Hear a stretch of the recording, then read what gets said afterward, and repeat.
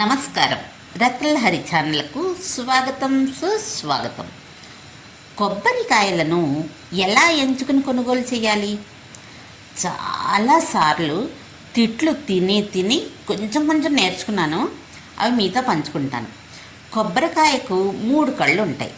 వాటి చుట్టూ ఉన్న భాగం బాగా పరిశీలించాలి. అవి పొడిగా ఉండాలి.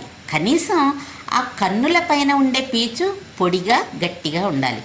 కాయ మంచి లేత గోధుమ రంగులో మెరిసేలా గట్టిగా ఉండాలి. కాయ కళ్ళు ఉండే ప్రదేశంలో వాసన చూసినప్పుడు కుళ్ళిన వాసన లేకుండా ఫ్రెష్గా అనిపించాలి. ఫంగస్ లాంటివి ఉండకూడదు. పగుళ్ళు, మచ్చలు లాంటివి కూడా ఉండకూడదు. కాయ చెవి దగ్గర పెట్టి ఊపితే నీళ్లు బాగా ఉన్నట్టు వినిపించాలి. నీళ్లు తక్కువగా ఉన్నట్టు శబ్దం వస్తే అది పాతది అయినట్టు అర్థం చేసుకోవాలి. పాత కొబ్బరికాయల్లో నీరు ఆవిరైపోయి ఉంటుంది. కాయ సైజుకు తగ్గ బరువు కూడా ఉండాలి.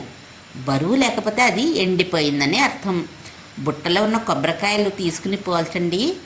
బరువైనదే బెస్ట్.